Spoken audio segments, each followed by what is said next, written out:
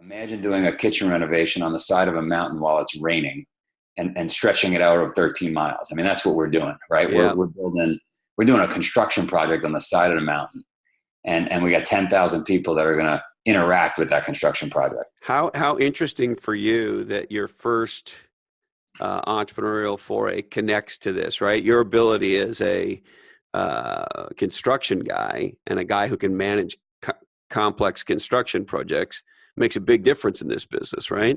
Huge difference when we look at where our proficiency lies today, and we have great people. I'm not gonna say it's me, it's my team.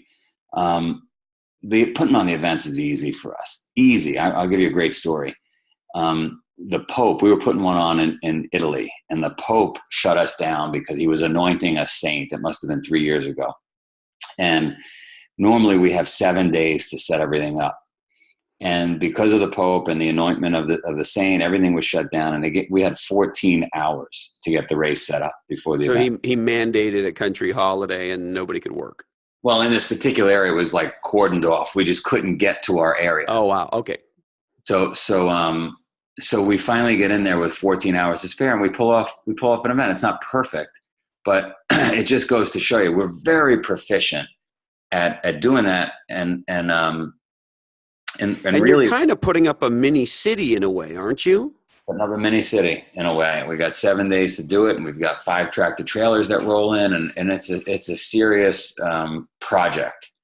And of course, it's not just the course; it's the concessions, and it's the Johnny on the spots, and it's the whole thing, right? It's 1,000 volunteers we got to manage. We bring in 1,000 volunteers, which wow, they're not really volunteers because they're getting a lot of stuff from us, so they're paid volunteers. But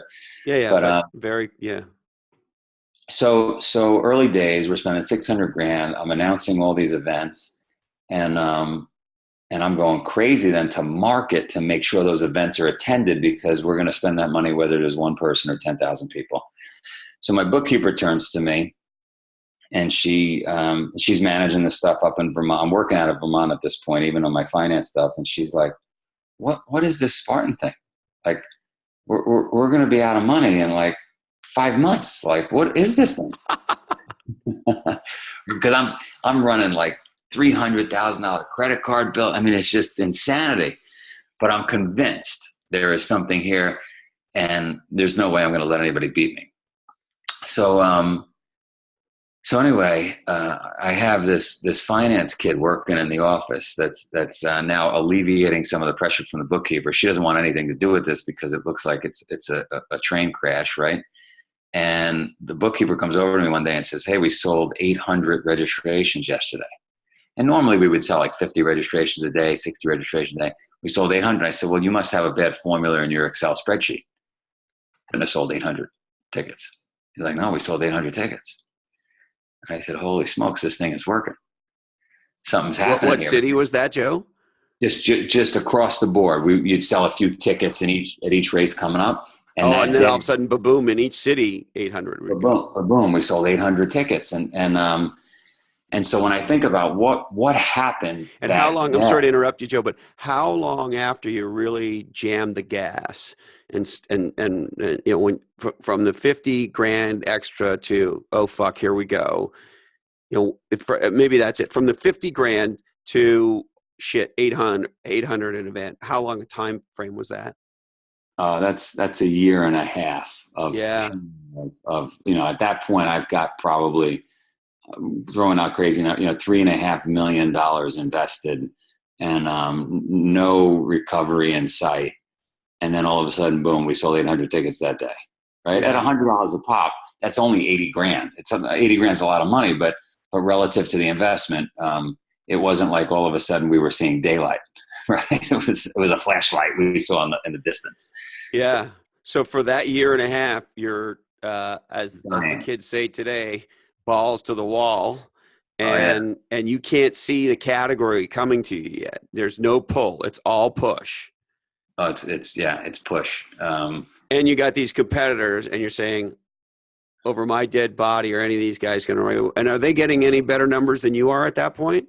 They are, because they did the right approach. They did the rings. They did the ring, and they did something else that was really smart. They didn't take a sport approach that we took. I said to myself, if I'm going to do this, if Joe DeSena is going to be involved, it's going to be legitimate. It's going to be in the Olympics someday. It's going to be authentic. We're not going to just electrocute people to do silly things. Like, this is going to be a sport. It's not going to look like a Renaissance fair. By doing that, I limited my audience, right? Because not a lot of people wanted to come out and suffer. They didn't want to do burpees if they couldn't do an obstacle. But fuck you, you could not skip an obstacle. If you were going to skip an obstacle, you're going to do 30 burpees. I was going to punish you for that, because that's the way life is. So that caused the problem. That people would say, well, I don't really want to sign up for that. Sounds like hell, right? So I'd rather go get electrocuted and not have to do the burpees if I skip one than do 30 burpees when I skip an obstacle I can't get through. Yeah, because then I get to brag and say, hey, I got electrocuted. We had beers afterward. It was more of a party. It was more fun, right? And so anyway, we were definitely losing the battle. And I remember I was skiing one Saturday with my kids. We're up in Vermont. And I'm on the chairlift, and it really, like a ton of bricks, lands in my lap and says, what the fuck are you doing? Like, you worked your whole life to build a nest egg, and you just wiped out 85% of it in the last 18 months, you idiot. Because when you originally moved to Vermont, if I remember your story right, did you feel like you were semi-retired or downshifting, or?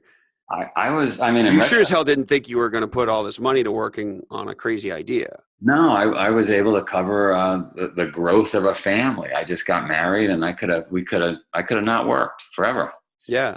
I didn't have, I couldn't buy an island, but I was okay. But yeah, life was good. There was moose. Yeah, there were moose. And so I'm on the chairlift, and I say, I got to call my buddies on Wall Street. I got to get money. I got to get money by Monday. So I call up my buddies, and I said, look, you're not going to understand this business. I have no business plan. I don't have a valuation, but I need money, and I need it in 24 hours because if not, I'm fucked. And they sent me a bunch of money, and it's just started to turn. Would you call this, in retrospect, an angel round? Is that? Yeah, you just said, hey, I'm calling in favors. This was more than angels. This was God. Right. Send lawyers, guns, and money. The shit has hit the fan, right? Yeah. And your buddies sent money. My buddies sent money, and that bought us about 6 months. And I was embarrassed to go back to them for money. And so I said to myself, you know what I'm going to do? I remember when I was in college, and I'd never done this before. I remember when I was in college, they talked about how companies would float their payables versus their cash so that they would earn interest. So I said, we're just going to put a policy in place where we don't pay bills for 6 months. That's just our policy. So when a vendor bills us, no problem, we're going to pay you, but we pay 6 months out because if I could float, I could survive, right?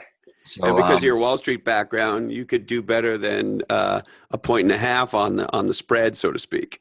Well, it wasn't even for the interest. I needed to do it because I needed to collect revenue today and pay bills 6 months from now. Okay. So it wasn't so much that you could play with it a little. It was literally you needed that much time in between buying and paying. Exactly. I needed to collect revenue every day, and then feed out the payables as slow as possible. So thankfully, the vendors played along with us. They were great. So you were upfront with them. You said, look, this is what I got to do, or I'm in deep shit.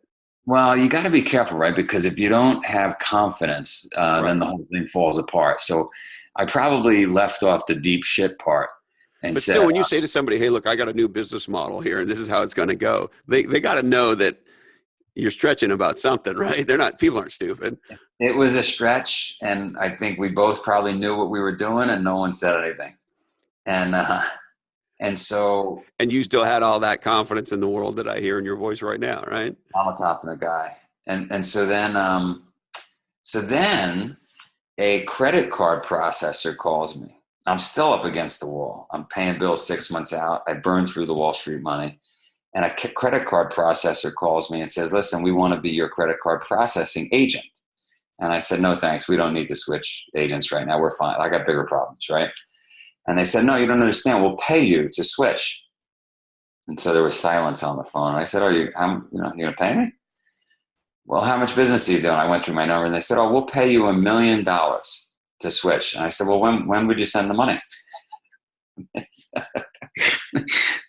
They FedExed me the check. I had it the next day. I didn't even sign a contract yet. They FedExed me $1 million. I had it the next day, and they bought us some more time.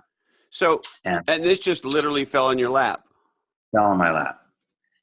And then now it's like late 2011, and then a legitimate institutional fund heard about us, loved the name, called us and said, hey, we want to invest. Then Reebok came on, then we got NBC, and one by one, the dominoes started to fall. And this year, 35 countries, over 1 million participants, largest endurance company in the world, 200 events, 275 events I just found out we're doing this year, plus another 200 workouts, mass workouts. So, people look at it and say, oh man, this thing just came out of nowhere. Well, it didn't really come out of nowhere. 17 years ago.